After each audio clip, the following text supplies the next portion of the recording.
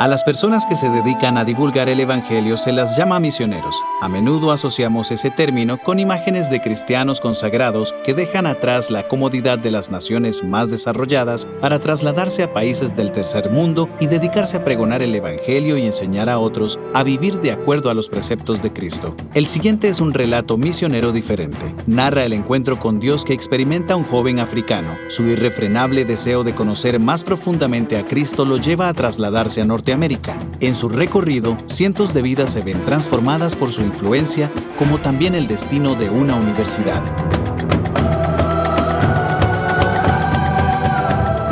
Kabu nació en una pequeña aldea ubicada en la costa de Liberia, en África Occidental. Aunque no se sabe con exactitud dónde, la evidencia circunstancial apunta a una zona remota del sudoeste del país, situada a unos 500 kilómetros al sur de Monrovia. Como la tribu Kru, a la que Kabu pertenecía, no contaba con un sistema de escritura, se desconoce también la fecha exacta de su nacimiento. No obstante, algunos relatos indican que nació en el año 1873. Se le conocía como el príncipe Kabu, ya que su padre era el jefe de la tribu, aunque ese título tan impresionante no puede compararse con la imagen que la mayoría de nosotros tiene sobre la realeza.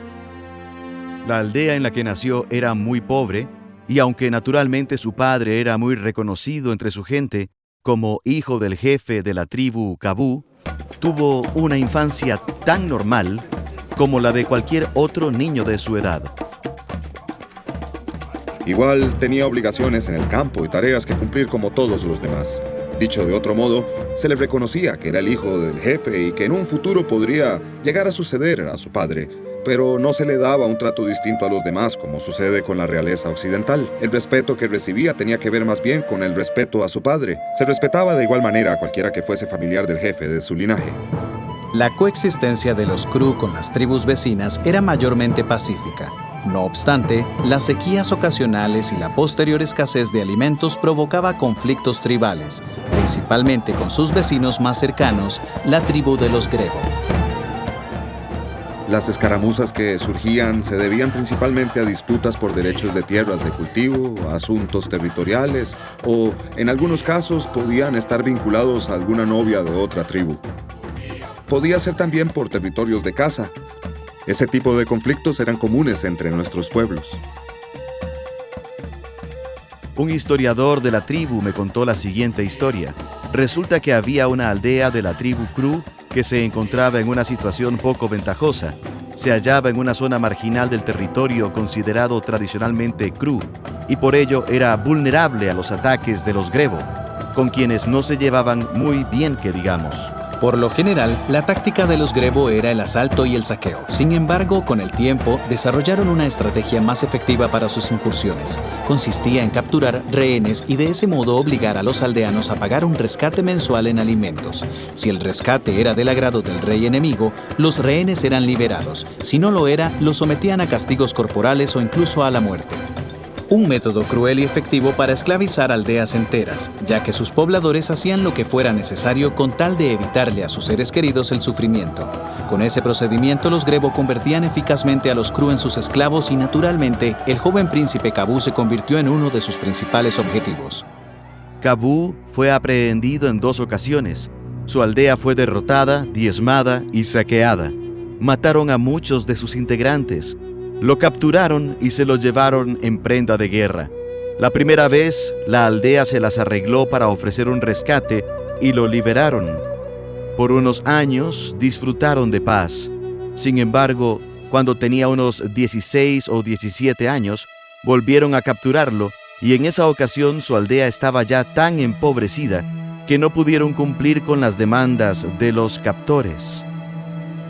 De modo que su cautiverio fue mucho más largo la segunda vez.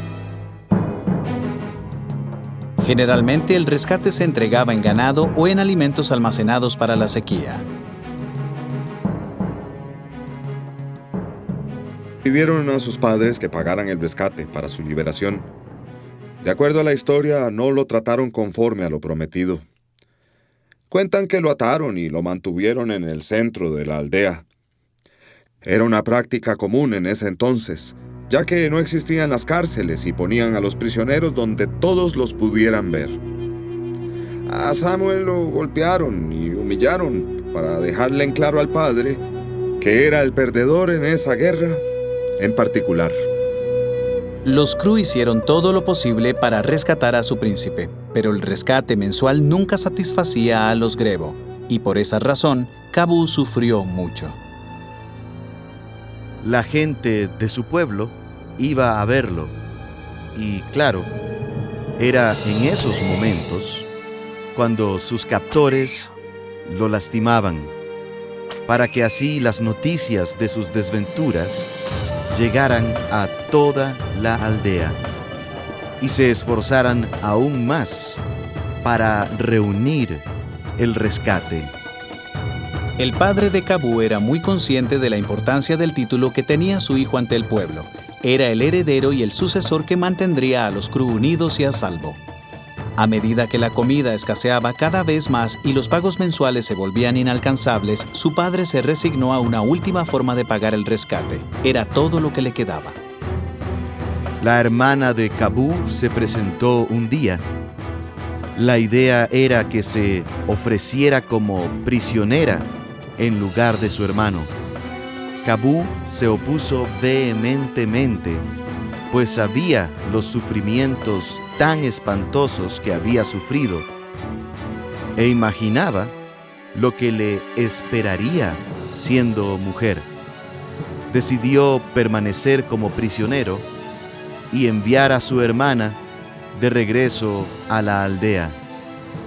Por fin, sus captores concluyeron que las negociaciones estaban cerradas y en lugar de liberarlo y dejarlo regresarse en paz, decidieron ejecutarlo. Las ejecuciones que practicaban los Grebos solían ser lentas y dolorosas. Kabú sería golpeado, semienterrado y abandonado para ser devorado por un ejército de hormigas carnívoras. Semejante panorama bastaría para horrorizar a cualquier hombre. ¿Cuánto más a un pobre jovencito golpeado y torturado? Cabe preguntarse si Kabú elevó algún tipo de plegaria del corazón, aunque aún habían llegado misioneros ni predicadores a la región costera de Liberia, y podría decirse que estaban en una era precristiana. Los Cru eran monoteístas y tenían un concepto de Dios como ser supremo muy semejante al de las Escrituras. Creían en Él como todopoderoso, omnisciente. De hecho, muchos de los atributos que le asignamos a Dios, el nombre con que lo identificaban era Yeshua. Según me contaron, el nombre significa el anciano. Normalmente, el concepto que tenemos de un anciano es de alguien que ya cumplió su ciclo. Sin embargo, en la cultura africana, cuanto más anciano es uno, más se lo respeta. El concepto máximo de un ser supremo, por lo tanto, vendría a ser de un hombre que se encuentra en el límite de sus años de vida en la tierra. En fin, ese era el nombre de Dios. Podemos suponer que Kabú, en su angustia, clamó a Yeshua. Atado a un poste, debilitado por los meses de cautiverio y maltratado, Kabú esperaba su destino. Solo podemos imaginar qué pasaría por su cabeza en esos momentos. Aunque las tribus de esa zona creían en un ser superior, su fe no se basaba necesariamente en el amor de un Dios compasivo, sino más bien en el temor. El muchacho se encontraba aterrado, estaba condenado, y sin embargo, en su hora más oscura ocurrió algo sumamente inesperado. Resplandeció sobre él una luz brillante e intensa. Algunos gritaron, otros huyeron espantados. Las cuerdas que lo amarraban se desataron y él colapsó cayendo al suelo. Adolorido y postrado, con esa luz alumbrándolo como un rayo, escuchó una voz que le decía que se levantara y corriera. ¡Corre, Kabú! ¡Corre!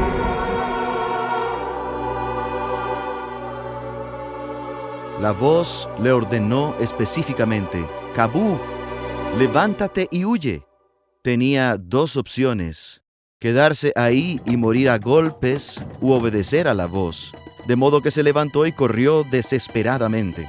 El milagro fue también que tuviera la energía para escapar. Requería un milagro que una persona que no había comido en días lograra escapar de hombres activos y fuertes y bien alimentados. Fue un milagro total. Sus captores fueron tras él, por supuesto, pero cuentan que se escondió en un tronco hueco en el que logró a duras penas meterse y pasar inadvertido hasta que abandonaron la búsqueda. Para entonces comenzó a preguntarse, ¿cómo es que pude escaparme si estaba atado a un poste? De algún modo las cuerdas que lo sujetaban se soltaron. Parece ser que esa misma luz que lo iluminó, ese mismo resplandor, lo acompañó a medida que fue abriéndose paso a través de la jungla. La luz condujo a Kabú a alejarse de sus enemigos, pero también lo alejó de su propia aldea. Es posible que él supiera que pondría en peligro a los suyos si regresaba. Por ello se encaminó en dirección contraria. Por otra parte, esa extraña luz parecía guiarlo, pero no necesariamente camino a su aldea natal. Fundido y sintiéndose muy solo, Kabú recorrió la jungla por largos días. Luego lo vemos a varios kilómetros de su punto de su partida, cerca de la capital de Monrovia. Recorrer a pie esa distancia, especialmente en el estado de debilidad en que se encontraba, debió de haberle tomado por lo menos un par de semanas. Era un lugar peligrosísimo para deambular. Para colmo estaba solo, sin compañía. La jungla liberiana está plagada de fieras y animales voraces. A pesar de ello, no sufrió daño alguno y fue a dar por fin en un cafetal.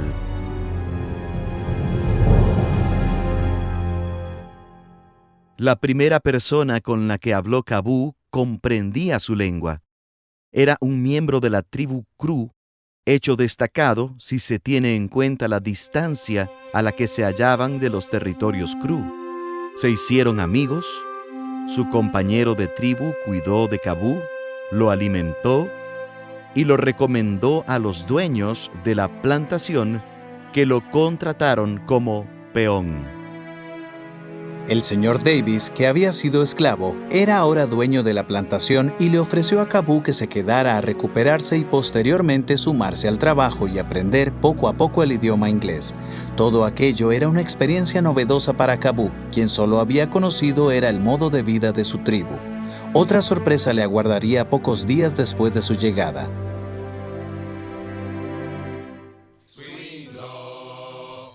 Al domingo siguiente, Kabú participó por primera vez en su vida de un servicio cristiano. El Espíritu Santo inspiró a la mujer que habló ese día a que narrara la historia de la conversión del apóstol Pablo. Sin embargo, en su camino sucedió algo inesperado. De pronto, lo cubrió una luz muy intensa y Saulo cayó al suelo. Junto con la luz, Saulo oyó una voz. El joven Kabú quedó tan impresionado por la similitud de su propia experiencia con la de Saulo que se levantó en ese mismo instante. Por lo visto, nadie le había explicado que era necesario guardar silencio durante el servicio. Bien, se expresó con mucha emoción y dijo, interrumpiendo, «Eso mismo me pasó a mí», y a continuación procedió a narrar la experiencia de la voz y la luz que lo guió posteriormente. Parece que la misionera no se incomodó en lo más mínimo por su intervención, ya que el relato era un testimonio tan sorprendente como inesperado. Podríamos afirmar que Kabú se convirtió a Cristo en ese instante. Comprender lo que había vivido, lo que significaba, lo que había experimentado, requirió en realidad que aprendiera a leer las Escrituras y recibiera instrucción por espacio de 2 años. Desde ese momento comenzó a referirse a Dios o a Jesús como su Padre, ya que nadie más podría haberlo rescatado. Si en alguna ocasión surgía alguna pregunta o alguien se preguntaba qué iría a hacer, él solía responder: conversaré con mi padre y él me indicará lo que debo hacer. Al parecer, esa guía tan clara que recibió desde que se escapó de la aldea de los Grevo continuó siempre. Era una comunión cotidiana y muy íntima. Desarrolló el hábito de la oración, dedicándole varias horas al día. ¿Dónde lo aprendió? Vaya uno a saber. Muchos cristianos oran calladamente. Cierran los ojos y meditan, pero para Kabú la oración era hablar en voz alta, hablar con su padre. En los dormitorios donde pernoctaba con los otros obreros de la plantación, pasaba largas horas orando en voz alta, hasta que algunos de sus compañeros comenzaron a quejarse. Le decían: déjanos dormir, ¿por qué no te vas a orar a la jungla? Muchas veces, en lugar de dormir, dedicaba las horas a la oración. Los misioneros estaban fascinados con los progresos del nuevo converso. Se reunía con ellos a menudo para continuar sus clases de lectura, principalmente leer las Escrituras e intentar entender el vocabulario. Permaneció en Monrovia durante varios años. Se ganaba la vida realizando todo tipo de trabajos, como por ejemplo pintar casas. No obstante, su principal objetivo era seguir creciendo en la fe cristiana. Se sentía sumamente agradecido con sus maestros misioneros que lo instruyeron en la lectura de la Biblia, particularmente con Lizzie McNeil, una joven misionera que dedicó incontables horas a enseñarle. La señorita McNeil tuvo un benefactor que la apoyó económicamente en sus estudios en Fort Wayne, Indiana. Su nombre era Samuel Morris, abogado de profesión. Sus datos están disponibles en los registros civiles. Fue un ciudadano notable de su comunidad y por lo visto apoyó con becas a numerosos estudiantes. Ella no encontró mejor nombre con que bautizarlo: Samuel Morris. Todavía surge la pregunta de por qué fue necesario que se cambiara de nombre. Buena pregunta para nosotros, que ya nos adentramos en el siglo XXI. Existen muchos pasajes en el Nuevo Testamento donde los nuevos conversos adoptaban un nombre nuevo como testimonio de su cambio interior. Kabú sintió el mismo deseo y adoptó el nuevo nombre no solo como declaración de su nueva vida en Cristo, sino como una manera de honrar a Lizzie McNeil, que se había convertido para él en una figura materna en la fe. Así fue que Kabú, el príncipe Cru, se transformó en Samuel Morris, cristiano converso. Samuel deseaba intensamente conocer los caminos de Dios y cada vez que se encontraba con Lizzie McNeil no dejaba pasar la oportunidad para plantearle nuevas preguntas. Ella fue alumna en los inicios de la Universidad Taylor en Fort Wayne y conocía bien las Sagradas Escrituras. Eso le permitía responder apropiadamente a las interrogantes de Samuel. Al cabo de un tiempo, en tono de broma, le dijo una vez: «Bueno, yo ya te he enseñado todo lo que sé. La única persona que sabe más que yo de estos temas se llama Stephen Merritt. Fue él quien me enseñó a mí». Por supuesto, Kabú quiso saber inmediatamente quién era Stephen Merritt. La señorita McNeil lo había nombrado porque fue el primer nombre que se le ocurrió y además para que dejara ya de hacerle tantas preguntas, pero no hizo otra cosa que generar aún más preguntas y por último, Él le preguntó: ¿dónde se encuentra ese señor? Samuel, él vive en los Estados Unidos, en Norteamérica. Samuel respondió: entonces iré allí a verlo. A Lizzie se le hizo chistoso y se rió como diciéndole: no es tan fácil como crees. A lo que él replicó: iré a verlo y quizás él pueda enseñarme más sobre la palabra de Dios. En los evangelios, Jesús constantemente le recordaba a sus discípulos que les sería enviado otro ayudante que los asistiría en su labor de evangelización. Samuel deseaba profundamente llevar las buenas nuevas a su pueblo y sentía que le hacía falta esa ayuda. Quería conocer lo más posible sobre el Espíritu Santo y estaba dispuesto a todo para obtener ese conocimiento. no cabe duda de que Morris fue bautizado con la plenitud del Espíritu Santo en los inicios de su relación con Cristo. Su fe era sumamente apasionada. No obstante, decía a menudo: necesito más del Espíritu. Enséñame más sobre el Espíritu Santo. Cuando escuchó de Stephen Merritt, quien había instruido a la señorita McNeil con respecto al Espíritu Santo, así nos lo dijo ella misma, a él se le ocurrió que debía ir a verlo. Ella le respondió: «Es que no entiendes. Tendrías que cruzar el océano. No es tan fácil como crees. Es un largo viaje en barco. Él vive en Nueva York». Ante ello, él le ofreció su típica respuesta: «Lo hablaré con mi padre».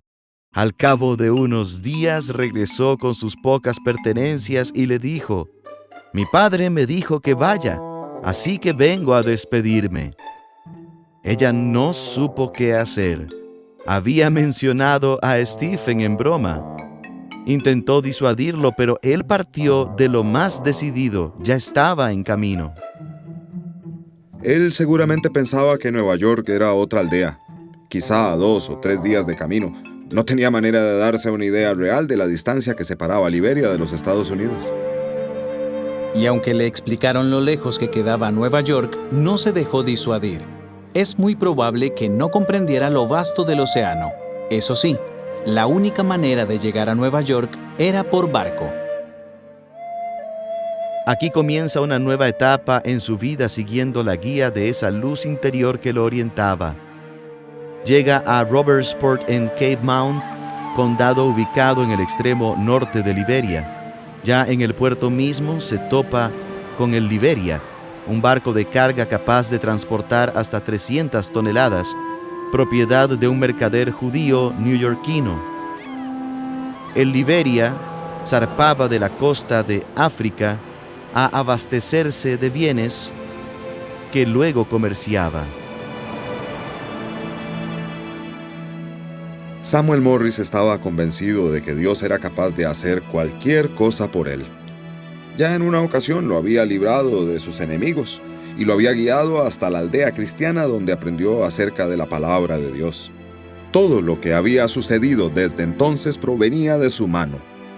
Fue esa, yo la llamaría fe ciega, la que lo llevó hasta el puerto para ver si lograba embarcarse y navegar incontables millas hasta los Estados Unidos. Morris acampó en la playa, allí mismo, pues sabía que el capitán bajaría a tierra en algún momento. Y así fue. El capitán y al menos un miembro de la tripulación descendieron. Morris lo abordó y le dijo algo así como: «Mi padre dice que usted me llevará a Nueva York». Quizá incluso mencionó a Stephen Merritt. Era totalmente ingenuo con respecto a su fe y confiaba en que Dios sabía lo que hacía. Pero el capitán no le prestó atención. El relato nos dice que lo echó a un lado y le ordenó que se apartara de su camino. En todo caso, Morris no desistió. El capitán y la tripulación fueron a la ciudad a conseguir provisiones y Morris se quedó a esperarlos junto al barco. El capitán retornó y para su sorpresa encontró a Samuel esperándolo. El joven africano seguía insistiendo con que su padre quería que fuera a Nueva York y el capitán se mantenía en sus 13 afirmando que de ninguna manera sería en su barco. En lugar de dejarse abatir, Samuel recurrió a su Padre Celestial. Días después, las circunstancias forzarían al capitán a reconsiderar su decisión. El capitán se enteró que un par de miembros de la tripulación habían abandonado la nave. Como se disponía a zarpar en breve del puerto liberiano con rumbo a otros países costeros de África, necesitaban marineros. Eso lo hizo decidirse por llevar a Kabú, ya que se sabía que era miembro de la tribu Cru, que eran tradicionalmente marineros, y suponía que Morris sabría de barcos y podría ayudarlo con los aparejos. Así fue que le permitió subir a bordo. El sueño se convirtió en realidad para el joven Morris. Me lo imagino a medida que el barco zarpaba, viendo alejarse la costa y aquella tierra que fue su hogar. No se imaginaba lo que vendría al seguir la guía de Dios. Los Cru son tradicionalmente un pueblo marítimo, muy buenos marineros. Son pescadores de oficio e históricamente se sabe que traspasaron sus costas para comerciar con sus vecinos africanos. Pero claro, no a la edad que tenía Samuel. Cuando la tripulación subía por las jarcias para ajustar las velas, se esperaba que Morris lo hiciera con ellos. Pues lo cierto es que lo intentó, pero el miedo lo paralizaba en semejante altura. Descubrió que no había nacido para marinero, sobre todo cuando las tormentas empezaron a zarandear la embarcación. Enfrentar la tormenta en el mar era como para asustar a cualquiera, pero encontrarse en la punta del mástil y con el barco prácticamente de costado era pavoroso. Samuel jamás había experimentado algo similar y casi se muere del susto. En cierta ocasión bajó aterrado, a punto de desmayarse. El grumete se le acercó y le dijo: «¿Sabes? Toda la vida he deseado trabajar en las jarcias, pero terminé atendiendo al capitán. ¿Por qué no intercambiamos posiciones?». Al parecer, no habían consultado con el capitán respecto a ese cambio en el personal, y el capitán, al llegar y encontrarse al joven Morris en su camarote, se puso furioso. Morris se vio venir una paliza y lo primero que se le ocurrió fue caer de rodillas y ponerse a orar para que Dios calmara el corazón furibundo de aquel hombre. El capitán era un personaje rudo y violento, y para colmo Samuel no gozaba de sus simpatías. Esperaba a un joven que tuviera experiencia en el mar y se había encontrado todo lo contrario. Como si fuera poco, la conversación incesante de Samuel sobre su Padre Celestial lo irritaba. El capitán se levantó para golpearlo y se detuvo intempestivamente.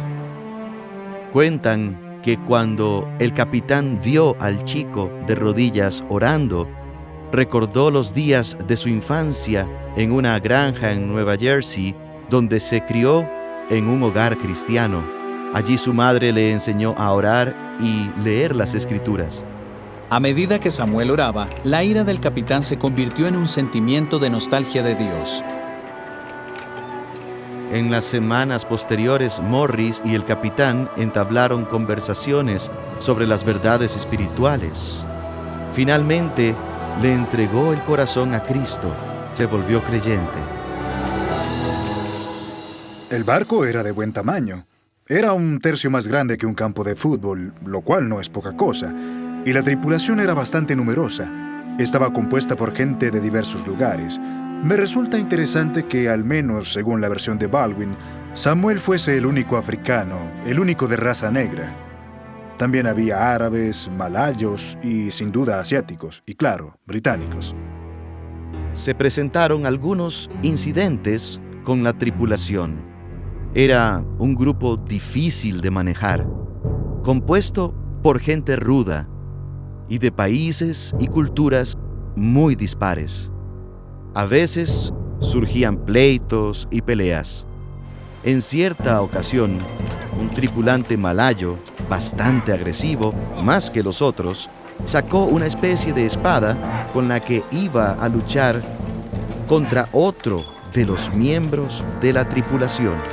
Viajar en alta mar en el siglo XVII era una empresa de alto riesgo, no solo por los peligros inherentes a la travesía en sí, sino por lo que significaba llevar una tripulación compuesta de hombres rudos y agresivos a los que había que mantener a raya mediante una disciplina sumamente estricta y castigos corporales. Aún así, ocasionalmente, debido a lo prolongado del viaje, se producían motines e incidentes violentos, que fue precisamente lo que sucedió con cierto tripulante malasio. Conocido por su feroz carácter, en más de una ocasión había provocado derramamiento de sangre. El marino amenazó de muerte a un compañero con un arma punzocortante. Varios miembros de la tripulación, muy fornidos ellos, retrocedieron temerosamente. Sin embargo, el joven Samuel salió al frente. Valerosamente le pidió al malasio que depusiera el arma. Fue una acción que pudo haberle costado la vida. Cuentan que al malasio no le hizo ninguna gracia aquella interferencia y que se disponía a usar la espada contra Morris, pero se le paralizó el brazo, no podía moverlo.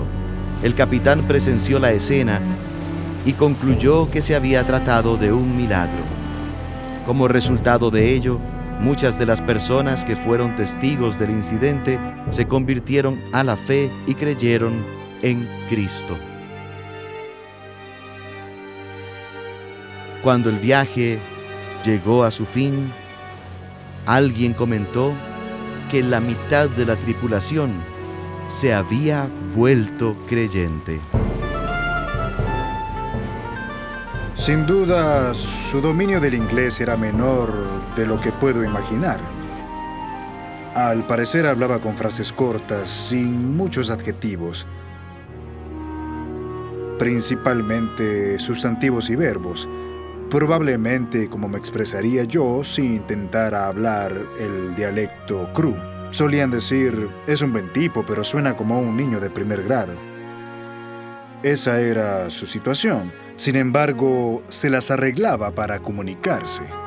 No obstante, la palabra carisma me viene a la mente. Parece que su valentía era un fenómeno carismático. Lo vemos reflejado en el episodio con el malasio, cuando le dice no matar. También se hace patente en el impacto que tuvo sobre el capitán y en la hermandad que se generó entre la tripulación. Semanas después, Samuel y una tripulación transformada arribaron a su destino, Nueva York. Apenas acababan de concluir la construcción del puente de Brooklyn y me imagino la nave surcando bajo el puente y dirigiéndose al puerto. Sabemos por los registros de la Marina de Nueva York exactamente en qué muelle atracó el barco. Sin duda, esta ciudad de los enormes edificios, tan activa y repleta de gente, tiene que haber sido una escena inolvidable para este jovencito venido de África. El barco atracó en el muelle y el capitán, consciente de los peligros que seguramente correría un jovencito africano en esa gran ciudad, le rogó que se quedara con él. Y como justo estaban pensando tomarse unas vacaciones en su granja familiar, lo invitó a que lo acompañara. Sin embargo, Morris tenía claro que para él lo primero era encontrar a Stephen Merritt. Y tan decidido estaba que no aceptó la oferta del capitán. Los marineros le regalaron un poco de ropa para que tuviera algo decente que ponerse en la ciudad. La primera persona con quien se encontró fue probablemente un vagabundo que deambulaba por el puerto. Samuel se le acerca y con mucha ingenuidad le pide que lo conduzca donde Stephen Merritt. La sola idea de que en una ciudad habitada por 2 millones de personas, la primera persona a la que Samuel se haya dirigido apenas bajando del barco supiera dónde encontrar a Merritt, le confiere una naturaleza milagrosa a la historia. El hombre efectivamente conocía a Stephen Merritt. Entonces le responde: sí, es más, he estado en su misión que queda en la 8ª calle. Te podría llevar, pero te costará $1. Confiando en la provisión divina, Samuel contestó sin más, ¿$1? Claro, no te preocupes, mi padre te lo pagará. Son aproximadamente 8 largas cuadras desde el puerto hasta la calle 8, lugar donde se ubicaban las oficinas de la misión de Stephen Merritt. Allí predicaba y también se desempeñaba como secretario del obispo William Taylor, que en ese momento se encontraba en África atendiendo a su obra misionera. Posteriormente, Stephen Merritt escribió: Me alcanzaron cuando salí a una reunión de oración. El joven africano se me acercó y me dijo: he venido desde el África para hablar con usted sobre el Espíritu Santo. Le respondí: muy bien, ¿tienes cartas de recomendación? Replicó: no tenía tiempo para esperar que me las dieran.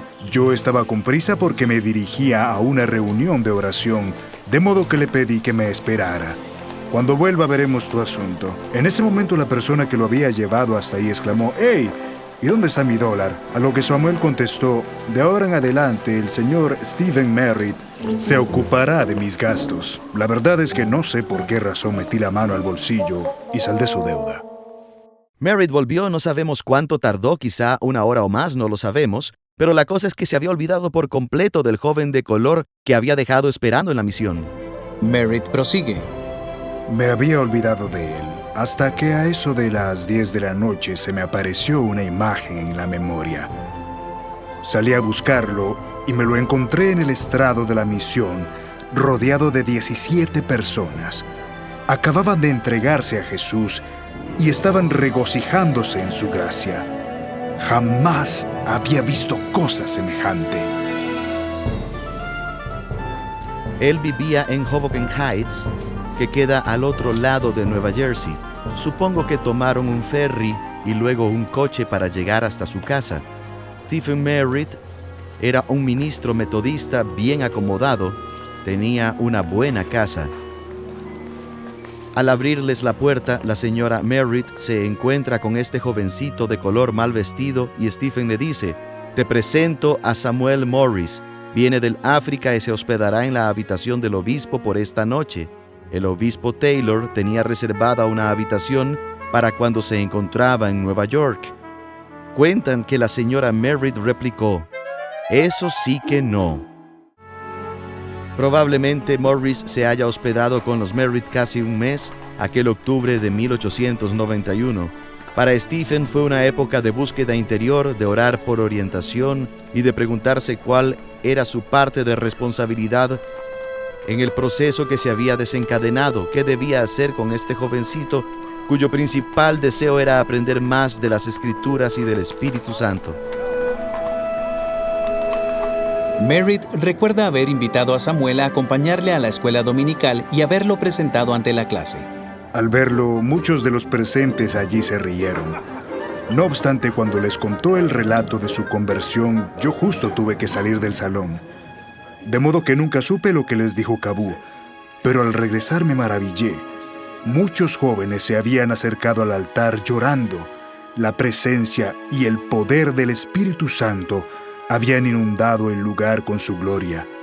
Algunos de los jóvenes de la escuela dominical quedaron tan conmovidos que formaron una sociedad misionera llamada Sociedad Misionera Samuel Morris y recaudaron dinero y ropa para proveer todas sus necesidades para que pudiera ingresar a la Universidad Taylor en Fort Wayne, Indiana.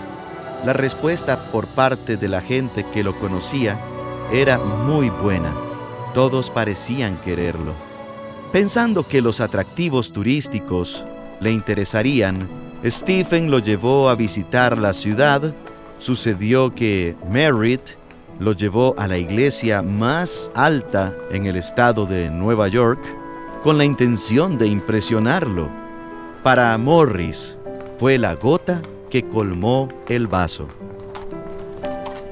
Samuel me preguntó: «Stephen Merritt, ¿ora usted alguna vez cuando viaja en coche?» Yo le respondí: «Sí, a menudo».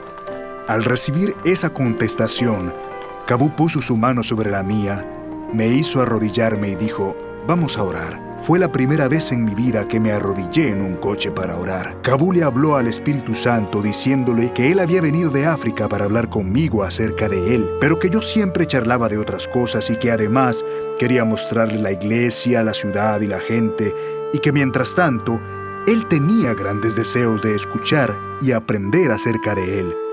Siguió orando, pidiendo que el Espíritu Santo quitase de mi corazón todas esas cosas y que me llenase tanto de sí mismo, de modo que nunca más escribiera, predicara ni hablara de otra cosa que no fuese del Espíritu Santo. Realmente hubo 3 personas en el coche ese día. En sus escritos posteriores explica que esta fue una de las muchas experiencias que lo llevó a darse cuenta que este jovencito africano, que vino a conocer más sobre el Espíritu Santo, ya sabía mucho más sobre él de lo que Merritt conocía. Era él que estaba aprendiendo de Morris sobre la plenitud del Espíritu. Pocas semanas después, Stephen le escribió a Thaddeus Reed, presidente de la Universidad Taylor. Merritt conocía ese centro de estudios ya que lo habían nombrado en honor del obispo William Taylor. Además, formaba parte del movimiento de reavivamiento metodista al cual pertenecía Stephen Merritt. La universidad conserva en sus archivos una copia de la carta escrita por Merritt al presidente Thaddeus Reed. En ella le solicita que reciba a un singular joven recién llegado de África para que pueda continuar allí sus estudios. Su llegada tiene lugar en un momento económicamente crítico para la universidad, ya que se habían endeudado al ampliar sus recintos y estaban endeudadísimos con los bancos locales. Esto sucedió justo después de la Guerra Civil, durante una de las peores depresiones económicas en la historia de nuestro país. No estamos del todo seguros, pero al parecer existen pruebas de que los bancos habían amenazado con clausurar el edificio principal.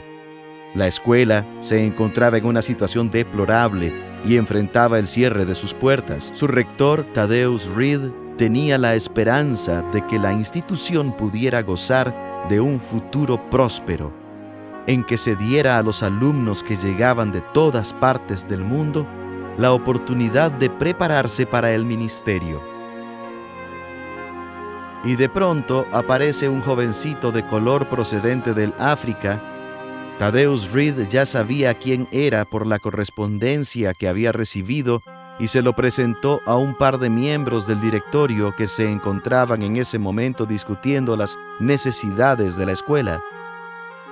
Se cuenta que uno de ellos, a manera de broma, dijo: ¿Esa es tu visión? ¿Es este el brillante estudiante del futuro de que tanto hablas? Thaddeus replicó: pues sí, eso creo. Sus palabras resultaron proféticas. El hecho de que Thaddeus Reed aceptara a un joven sin recursos como alumno de la Universidad de Taylor, sobre todo en un momento de crisis económica para la institución, solo puede ser atribuido a la mano de Dios.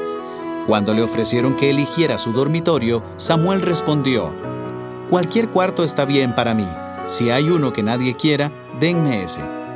La llegada de Morris al campus universitario trajo consigo un reavivamiento, una unción del Espíritu Santo que brotaba de él. Produjo un reavivamiento espiritual entre el cuerpo del alumnado que en su mayoría estaba inmerso en el racionalismo del siglo XIX. Si uno examina la literatura de la época, estaban más interesados en estudiar a Aristóteles, Sócrates y Platón que el Nuevo Testamento. Trajo consigo una nueva interpretación de la fe bíblica y muchos jóvenes, para usar nuestra terminología actual, se convirtieron, se salvaron. Su reputación como persona dedicada a la oración crecía. Muchos iban a su dormitorio para hablar con él. Si escuchaba un toque a la puerta mientras oraba, seguía orando hasta terminar su charla con su padre. Luego, con una sonrisa, le abría la puerta al visitante sin explicación o disculpa alguna. Todos entendían que era uno de sus hábitos de vida. Necesitaba continuar sus estudios de inglés para poder adaptarse a la vida estudiantil. Por ello, muchos miembros de la comunidad estudiantil le daban clases, en su mayoría basadas, tal como había sucedido en África, en el estudio de las Escrituras. Leían juntos pasajes de la Biblia y de ese modo su vocabulario se incrementaba. Su participación en clase sorprendía a los profesores. Había momentos en los que hacía profundos descubrimientos sobre los textos sagrados que estaban estudiando. Las visitas por parte de sus compañeros continuaron. En cierta ocasión, uno de los estudiantes, movido por su curiosidad, lo fue a ver. Como era habitual en él, Samuel le pasó una Biblia y le pidió que le leyera un pasaje. Para su sorpresa, el visitante se rehusó. «Soy ateo», declaró. «¿No crees en Dios?», contestó Samuel. «Hermano, cuando tu padre te habla, ¿acaso no crees en él? ¿El sol nos ilumina y no crees en él? Dios es tu padre, Jesús es tu hermano». El estudiante se marchó no sin antes escuchar la promesa de Samuel de que rogaría a diario por él. Oraba de manera constante y sin falta por su pueblo. Muchos de sus compatriotas fueron bendecidos y crecieron en la fe aún en la distancia, tal como se evidencia en una carta escrita por otro joven liberiano en el año 1893. Samuel, te estimo sobremanera. Fuiste tú quien me ayudó a encontrar a mi preciado Jesús. Cada día lo amo más. Crezco en su gracia y Él me ilumina. Dios me fortalece y me hace un mejor soldado para combatir contra el maligno. Las noticias del testimonio de Samuel llegaron a oídos de la comunidad y al poco tiempo fue invitado a varias de las iglesias locales. Los grupos pequeños de fieles se convirtieron en grandes multitudes que se congregaban para escuchar al joven, cuya fe sencilla y a la vez poderosa parecía encender el mismo fuego en sus corazones. Curiosamente, mientras Samuel anhelaba conocer más sobre el Espíritu Santo, parecía no darse cuenta de que el Espíritu había encontrado un instrumento en su persona. Siempre deseoso de estudiar la Biblia y compartir su fe, asistía con frecuencia a los servicios que se celebraban en los alrededores de la universidad. Tenía que caminar unas 8 cuadras desde la universidad, cosa que hacía cada domingo y también durante la semana. Sucedió que en el segundo invierno, una noche de enero, a pesar del frío intenso de la noche, Samuel se había empecinado en asistir a la reunión de oración. La temperatura había descendido hasta los 0 grados y no llevaba suficiente abrigo. Se enfermó al llegar de la reunión, contrajo una enfermedad respiratoria a consecuencia del frío de aquella noche.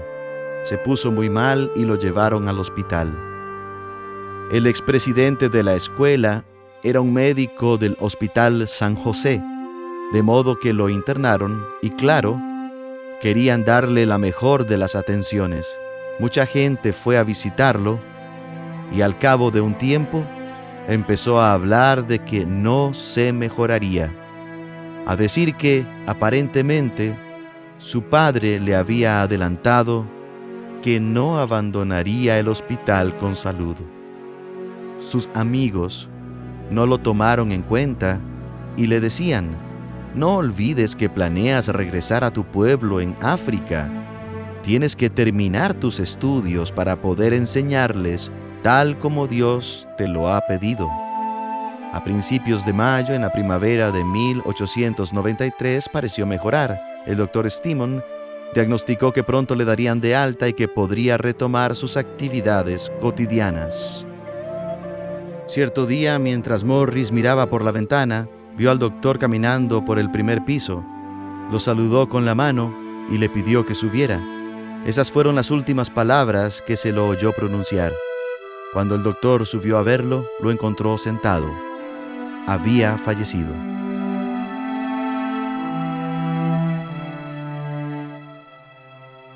Su muerte en mayo de 1893 causó una gran conmoción en el recinto estudiantil. No solo en la Universidad Taylor, sino en toda la ciudad de Fort Wayne, ya que se había hecho conocido por todos. Naturalmente, la comunidad afroamericana quedó anonadada. Su héroe había partido. Probablemente su funeral haya sido el más numeroso que la ciudad haya presenciado jamás, al menos en aquel entonces y quizás hasta la fecha, no lo sé. La fila de carruajes se extendía por kilómetros hasta el campus, que está situado como a 2 o 3 kilómetros de aquí. Fue un golpe tremendo para la comunidad estudiantil. La universidad, que prácticamente se había ido a la quiebra, se disponía a mudarse de Fort Wayne hasta Upland, Indiana, en el condado de Grant. La ciudad había donado $10,000 a la universidad y un terreno de 4 hectáreas con el fin de atraer al centro de estudios a su ciudad. Era una época muy próspera para ellos. Sabían que era buen negocio contar con una universidad y la inauguración del terreno se tenía prevista para junio. Se habían hecho grandes planes. Un numeroso grupo de la comunidad asistiría a la ceremonia. Se iba a presentar una banda de música y los programas incluso ya estaban impresos. Morris figuraba como orador. Iba a dirigir la oración y creo que los coros. En fin, murió un mes antes. Era un día lluvioso. Todos estaban conmocionados por la temprana muerte de la joven promesa africana. Sobre todo el presidente. Un pequeño grupo de personas llegó hasta Upland. No se hicieron presentes las multitudes que se esperaban. Llegaron gentes de otros lugares que esperaban ese momento, y el presidente Reed les informó que Morris había fallecido un mes atrás, cosa que no sabían. Reed había redactado una oración para la ocasión, pero no pudo hacerlo. En un manuscrito no publicado de la universidad, que consta en sus archivos, leemos lo que sucedió ese día. El escritor describe la escena diciendo: «Volvimos a casa como perritos apaleados. La gran inspiración, la esperanza futura de la escuela, todo estaba perdido». Aunque parece haber evidencias de que Samuel presentía que su Padre Celestial lo estaba llamando a casa, su muerte fue inesperada para sus amistades. Quedaron desconcertados. En todo esto había una enseñanza. Samuel Morris había partido, estaba muerto, pero eso no era impedimento que limitara su testimonio. Dios tenía un plan. La divina providencia había previsto que la esperanza del futuro, la Universidad de Taylor, no se extinguiera. Muchos afirman que la inspiración del legado de Morris, las historias sobre su vida, se imprimieron en cientos de miles de páginas y libros, cuya venta sirvió para sostener a la universidad los siguientes 20 o 25 años. El presidente de la universidad vendió 240,000 copias desde la muerte de Samuel Morris hasta el año 1920. Si uno lo busca en un catálogo del año 1910 de Sears Roebuck y se fija en los precios, comprobará que 240,000 copias equivalen aproximadamente a 5 millones. Por lo visto, el relato de Samuel Morris tenía ese tamaño y la mayoría de la gente de su época consideraba que esa historia era la que había colocado a Taylor en el mapa, por así decirlo. Saber que Dios se valió de su testimonio para ayudar a la universidad probablemente hubiera alegrado enormemente a Samuel, ya que la comunidad y los catedráticos habían sido una gran bendición para él. Sin embargo, su gran anhelo había sido retornar a su país a llevarle las buenas nuevas a los suyos. Cualquiera hubiera pensado que fracasó en el corto plazo, ya que su intención era educarse en la fe cristiana y volver a su pueblo para enseñar a los suyos la palabra de Dios. Su pueblo era Liberia, de donde yo provengo, pues eso no sucedió. No obstante, su muerte y el tipo de persona que era atrajo a muchos jóvenes que se entregaron al ministerio y cruzaron los mares para servir en las misiones. El relato de Sammy Morris y todo lo que pasó en Taylor tiene muchas más aristas. Quiero decir que la cantidad de personas que salieron de la Universidad Taylor para ir al África es muy alta. La historia de Samuel es impresionante. En primer lugar, porque narra el relato de alguien a quien Dios tocó aún sin que en su zona se tuviese conocimiento de él. En segundo lugar, porque revela el poder de la sencillez de apoyarse en Dios como un niño haría con su padre. Su historia continúa impactando a muchos, aún hoy en día. Hay en la universidad muchas placas conmemoratorias y bustos con su imagen, como también una fuente que tiene inscritos 3 aspectos de su vida. La sala más grande del campus lleva su nombre, el Salón Samuel Morris. Es muy recordado. La fidelidad de Dios se hace evidente en la magnífica manera en que se sirvió de un humilde jovencito que solo deseaba honrar a su Padre Celestial, simplemente creyendo en sus promesas. Samuel no organizó campañas, simplemente leyó su palabra, la creyó, la obedeció e hizo descender sus bendiciones por medio de la oración en situaciones imposibles, tal como la Universidad de Taylor y tan sencillas como la vida de un hombre, tal como en el caso del ateo por el que oró, que con el tiempo se convirtió sorpresivamente a la fe y se hizo obispo. Samuel Morris sencillamente creía en Dios. Me emociona contar su historia. No me avergüenzo. Se la cuento a niños, jóvenes y adultos. Creo que cada liberiano debería conocer esta historia.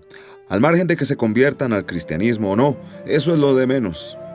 No tenemos un Michael Jordan, un LeBron James o un Mike Tyson. No tenemos un Muhammad Ali en nuestra cultura, en nuestra historia. Sin embargo, Samuel Morris es real. Es una persona real. Existe una foto suya y cada vez que la veo se me ilumina el alma y me digo, ¡qué calidad de ser humano! Una vida tan corta y un impacto tan alto es algo increíble. Hay 3 aspectos de la influencia que quisiera destacar. Su llegada a los Estados Unidos, su influencia espiritual se puede comparar a la de un misionero que atraviesa el océano para compartir el Evangelio con quienes lo necesitan. El impacto que produjo tanto en Nueva York como en Fort Wayne indudablemente tiene ese acento. La ayuda que significó para la universidad, que se encontraba casi en la bancarrota y que probablemente hubiera tenido que clausurarse. Su llegada le trajo nueva vida. Su influencia y el apoyo económico que recibieron gracias a él. Y por último, desde su muerte esa influencia se ha extendido y ha sido una llama que ha encendido esfuerzos sinceros por ayudar a estudiantes necesitados como él, que de otra forma no podrían haberse educado en una escuela privada como esta. Esa parte de la historia aún continúa, como evidencia eterna de aquellas semillas de la palabra de Dios plantadas en la vida de este jovencito que a su vez se dedicó a sembrarlas en las vidas de otros. El crecimiento continúa. Las semillas de la palabra de Dios son una fuerza dinámica que por el poder del Espíritu Santo llevan fruto por los siglos de los siglos.